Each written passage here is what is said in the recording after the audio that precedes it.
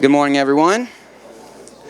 So it was planned that I'd be speaking this week, but I feel a little bit like a substitute teacher in that Peter is at home sick this morning. So I'm without supervision, and you can give him a hard time for missing a Sunday. But we're going to be continuing the series of God is Love this week. And before I get into this week's topic, I hope something that you've been gathering from this series is that God's love is different. God's love is different than, say your grandma's love. Right? If you think the way that your grandma loved you, you maybe think of someone who's just always excited to see you. Just a warm, full, simple love. Maybe you think of special treats that she would always have for you. There's just a simplicity and an affirmation and a warmness with that. Although I will say I'm learning, now that I have kids of my own, that love gets to be simple because your grandma knows that she gets to give you back with all the problems and responsibilities of raising you in a pretty short amount of time. So maybe it wouldn't be as simple without that piece. But anyway, God's love is not like that because He is all of the attributes that we've been looking at. We are loved by a God who is self-existent. He is what He is because that's what He is. We're loved by a God who is omnipresent. He is everywhere in every moment of everything you've ever experienced. We're loved by a God who is omnipotent, can do anything. There's no power or authority that can contend with what He determines to do. We're loved by a God who is omniscient, who knows not only everything that is, but everything that ever could have been and wasn't. We're loved by a God who is immutable, who never changes any of His character or His purposes. And to be loved by a God who is like that is different.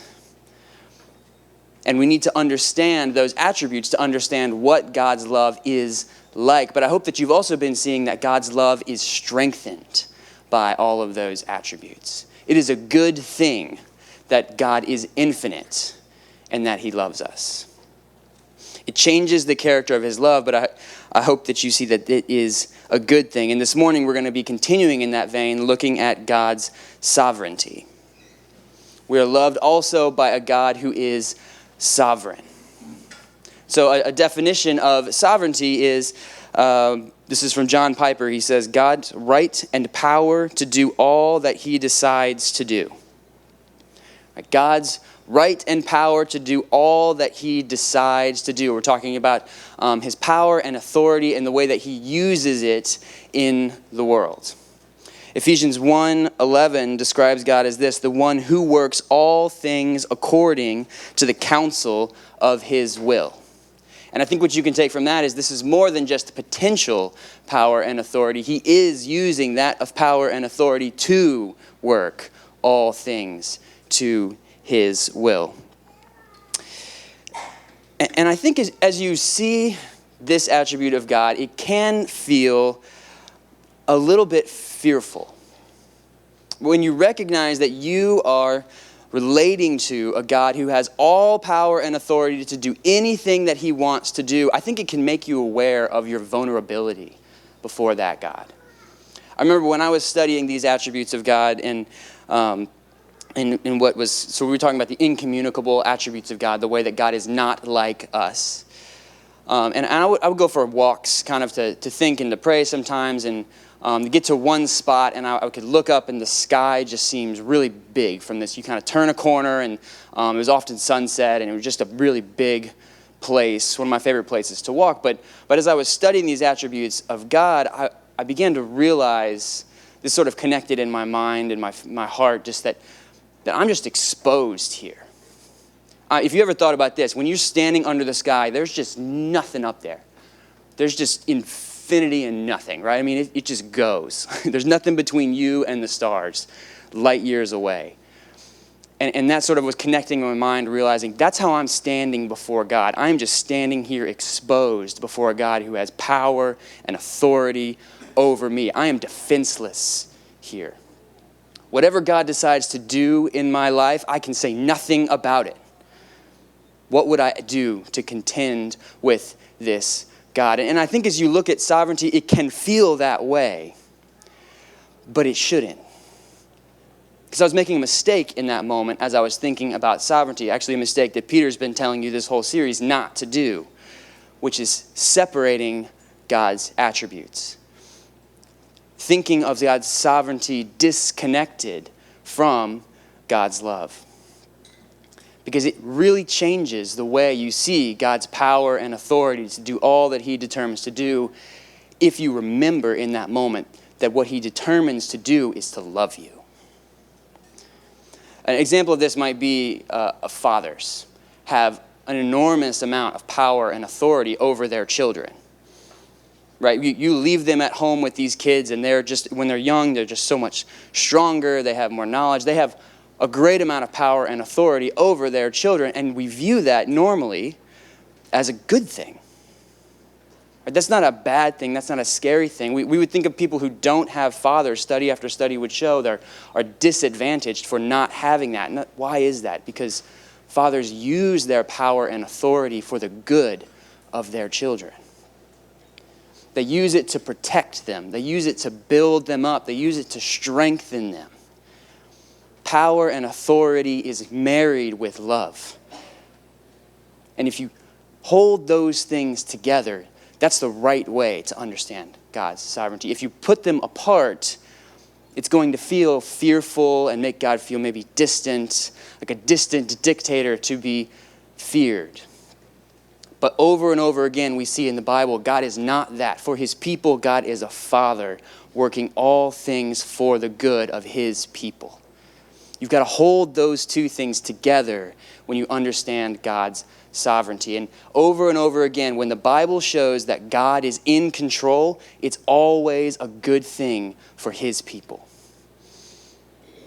That's what we're going to look at this morning. We're going to just look at a few places in the Bible where we see clearly God's sovereignty displayed. Now, normally the Bible sort of talks about God's sovereignty indirectly. You see that God is sovereign by the way that things work out. That God has been planning this all along because it went to the ends that he said. But there are a few places in the Bible where the biblical authors sort of pull back the curtain and say, look at this. This is how God is working here. And so that's what we're going to look at this morning, a few of those places where the authors are kind of pointing out, look how God is working and sovereign in this moment. Probably one of the clearest places you can see this is in the story of Joseph. Right? If you remember the story of Joseph, it starts off with just a younger brother who's really just kind of a pain in the neck. Right? He's his father's favorite, getting all these gifts. He ends up talking about these dreams where he sees his brothers and even his parents bowing down to him and just kind of talking about this in a really pain in the neck brother kind of way. His brothers end up getting tired of it, selling him into slavery. He ends up down in Egypt where there he's also falsely accused of assaulting his master's wife, ends up in prison. But because of his ability to interpret dreams, and particularly Pharaoh's dream, he ends up as the second in command of all of Egypt. And through the knowledge gained by interpreting Pharaoh's dream, he begins to put aside food for the coming famine, so that all the nations around end up having to come to Egypt to buy food, including his brothers, who end up coming and bowing just as his dreams had predicted. But in that moment, Joseph has a decision to make, and he could use his power to take revenge against his brothers for what they've done, but he doesn't. And the reason he doesn't is what I want to think about. Why does Joseph not avenge himself against his brothers? Well, it's because he tells us he sees that through their actions, God was working to accomplish his ends. Towards the end of his life, when his brothers are still afraid, even though he's told them before, I'm not going to punish you. When his father dies, they're afraid that he is still going to now punish them. And this is what he explains to them in Genesis 50, verse 20. He says, "As for you, you meant evil against me, but God meant it for good, to bring about that many people should be kept alive as they are today." This is a picture of God's sovereignty, and then I think Joseph sees that God is the ultimate intender in this story. His brothers had an intention in sending him into slavery, but God had an intention for that same thing that worked out for a bigger purpose. I think as we encounter God's sovereignty, that's a helpful way to think about how we experience it. God is the ultimate intender. He's the ultimate reason. When you look at any particular thing, you can see a lot of reasons that things happen. For example, you could probably go around and give me a bunch of reasons the Saints are not playing this weekend. Right? You could give me reasons. We could talk about points, performance. We could talk about penalties. We could talk about a bunch of different reasons. And there would be truth in each of those reasons. Right? It would be true. If they'd scored more points in any particular time, we would be playing this weekend. If penalties had been different, if this or that had happened differently, we would be playing this weekend. They're all reasons. But do you see, none of those are necessarily ultimate reasons. They kind of just all exist in this one place, and it's kind of hard to tell which one is the reason. Or maybe you could ask, why am I in the place that I'm at? For example, why am I here right now teaching? I could give you a number of reasons that would have truth to them. I could tell you my mom was a teacher, and maybe there's something in the way that I was raised or what I got from her that lend itself to me wanting and having some ability to teach. And there'd probably be truth to that. Maybe on a little more cynical note, you could say that as being around growing up in the church, I noticed, hey, that person at the front, he gets a lot of, people really like him. There'd be some pride element going on and saying, I want to be that guy. And there'd probably be some truth to that too. I could tell you I love the Bible. And having studied it and learned from it, I want other people to see what I see in it. And there would be truth to that. There'd be a number of reasons for where I am right now. But when we encounter sovereignty, what we find is the ultimate reason. I am here right now. Psalm 139, because God formed me in my mother's womb. And while I have maybe planned a lot of my ways, Proverbs 16:9 tells me that God is the one who establishes my steps. Underneath all of those reasons, more fundamental than any other explanation I can give you for where I am right now, the reason is God made me and directed me to this point right here. That's how we encounter God's sovereignty as the ultimate intender. That's what Joseph saw in his life story, that the ultimate reason all the things happened in my life is God had a purpose for them, and God worked all of those things to his will. I think you can also see in the story of Joseph a little bit of how God's sovereignty interacts with messy situations. Right? Not everything that happened along the way in Joseph's story was a good thing. A lot of the story is a lot of bad things. And yet, Joseph sees that God was working even through those evil things. It was evil for his brothers to sell them into slavery. That's true. But when God intended it, it was not evil for God to intend that, because God had a bigger purpose for that which he accomplished. That many people would stay alive through the coming famine. He needed someone to go and tell Pharaoh this is going to happen so that people don't die from the famines, particularly God's people don't die in this famine. And when God intended Joseph to be sent as a slave to Egypt and end up in a prison, it was not evil for God to intend that, because he had a larger purpose. Do we see how this sort of works? My favorite example of this is the cross. I've used this before when I'm talking about sovereignty. I used this talking the other day with some of these guys over here. The cross. Was it evil? Was it evil for the Pharisees to murder an innocent man on a torture device? Yes, it was. Was it evil for God to send Jesus to the cross? Even when Jesus said, Lord, is there any other way? And God did not let him out of it. No. That was the best thing that's happened in the entire history of the world. what from one perspective was evil for people to do, from another perspective was not evil for God to intend in his larger purpose. I think this gives us a window to help understand the pattern of how God's sovereignty can interact with whatever situations we're looking at. God never does evil, even though he works through things that from a human perspective are evil. Because God is working all of those things to his larger purpose. We're not given the purpose in every circumstance. I cannot tell you why any particular evil thing happens. It's not written down for me like it is in the story of Joseph or in the cross. But that pattern helps me reconcile my understanding of God's sovereignty with the messy situations that I'm living in all the time. And I think we need that pattern when we're encountering that mess. When you look at Isaiah is living in a context that's really messy. He's living at the end of the southern kingdom of Israel, and they've had a series of kings that have been a mixed bag, but kind of increasingly bad kings.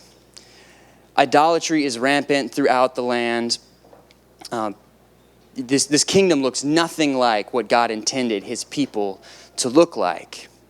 And actually the first half, 2/3 of Isaiah is God prophesying judgment on his people and the surrounding nations for the evil that they have been doing. And in the midst of that mess, we get Isaiah 46, a statement of God's sovereignty and his purpose in this situation. Starting in verse 8, remember this and stand firm. Recall it to mind, you transgressors. Remember the former things of old, for I am God and there is no other.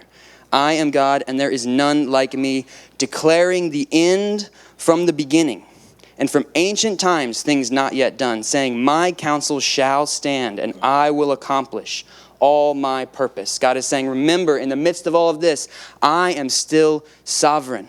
I've declared the end from the beginning, and to what end is he working?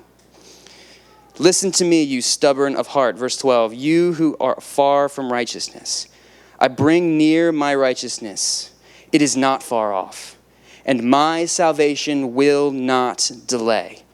I will put salvation in Zion, for Israel my glory.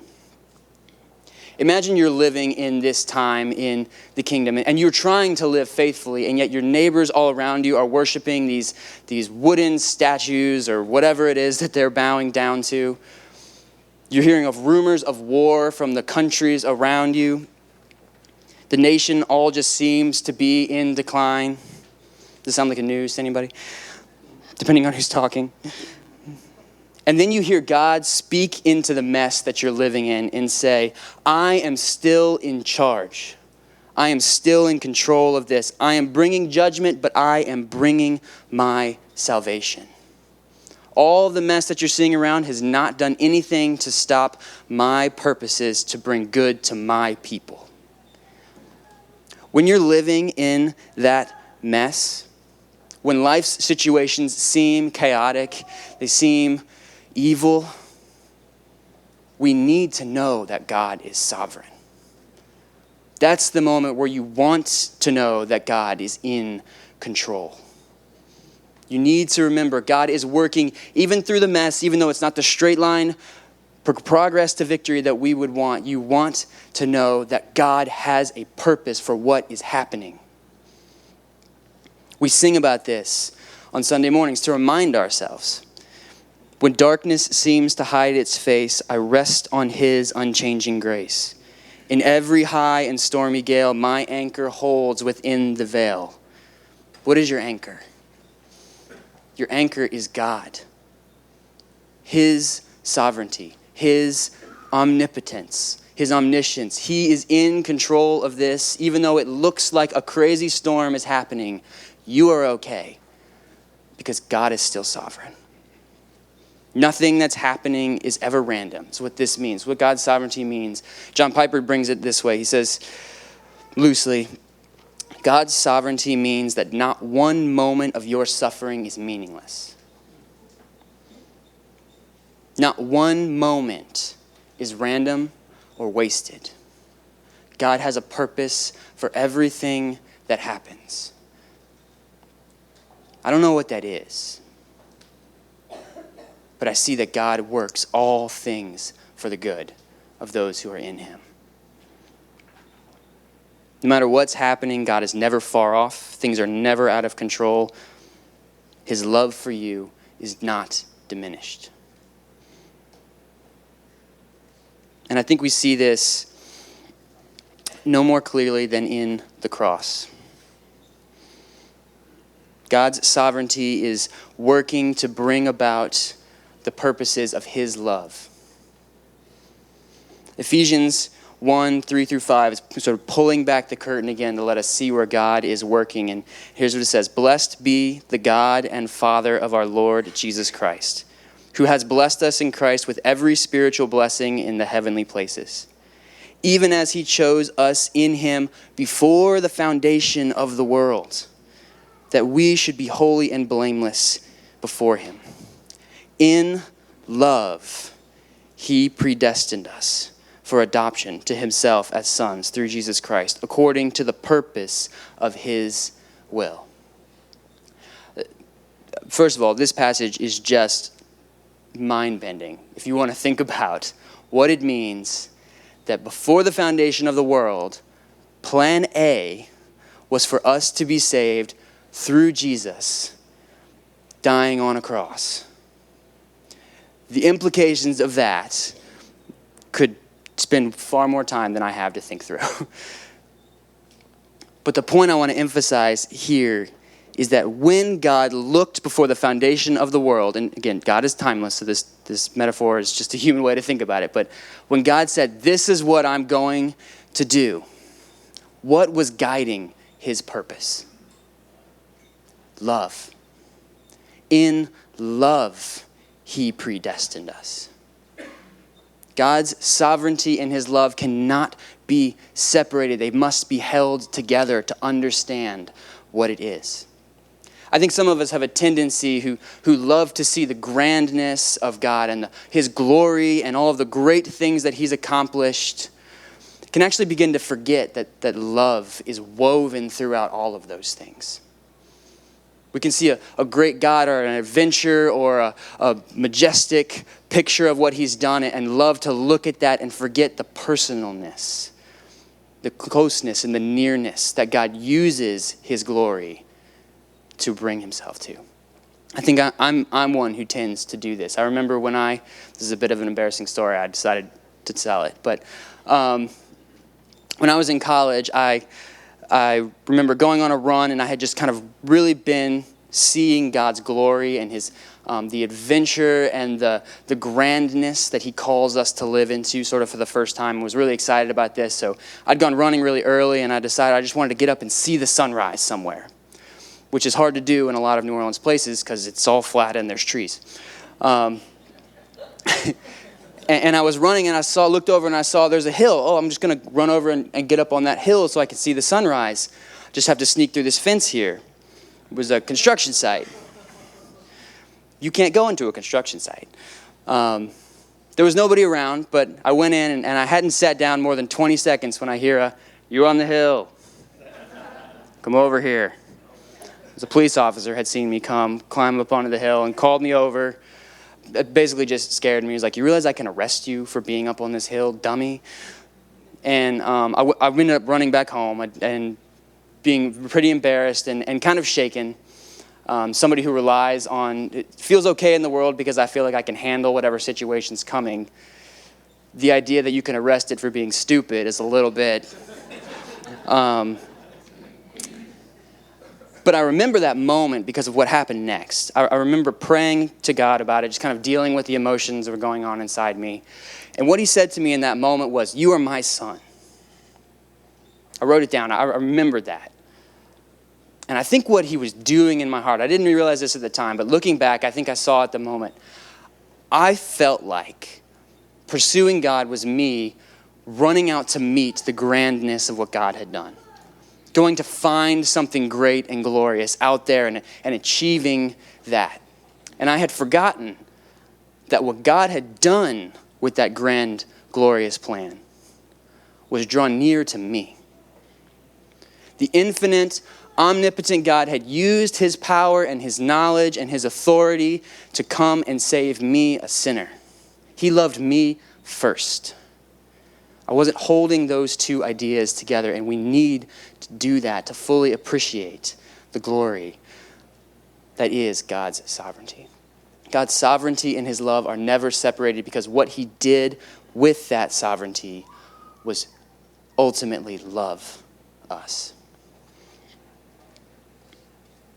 When we see God's attributes, I hope that these all are strengthening your confidence in God's love. I think that's what sovereignty, omnipotence, omniscience does for us. God's love for us is infinite and certain.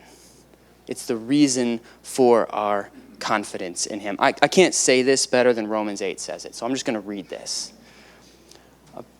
But as I read it, be looking for how certain these words are. Romans 8, I'm going to skip a little bit, but Romans 8, 28 to 33. And we know that for those who love God, all things work together for good. For those who are called according to his purpose. For those whom he foreknew, he also predestined to be conformed to the image of his Son, in order that he might be the firstborn among many brothers. And those whom he predestined, he also called. And those whom he called, he also justified. And those whom he justified, he also glorified. What then shall we say to these things? If God is for us, who can be against us? Verse 35, who shall separate us from the love of Christ? Shall tribulation or distress or persecution or famine or nakedness or danger or sword? Verse 37, no. In all these things we are more than conquerors through him who loved us. God's love is fundamentally part of who he is. God's love is omnipresent. It is present in every place and every moment. Even in the darkest times of your life, God loves you there. God's love is omnipotent. There's no power or force, not even your sin, that can overcome God's love. God's love is omniscient. He knows everything about you. He knew everything about you before it was even a thing. And he loved you. You are fully known and fully loved. God's love is immutable. It will never change. Nothing can change God's love for you. And God's love is sovereign. It is certain. It is the final word. Nothing can stand against God's love for you. And I hope as you have taken in these topics on God's infinite attributes, we're going to continue, I think, next week with some different attributes of God. But these are kind of, I think, of the infinite attributes of God. That they have not made God seem distant from you, but have increased your confidence that God's love for you is infinite. All right, thank you.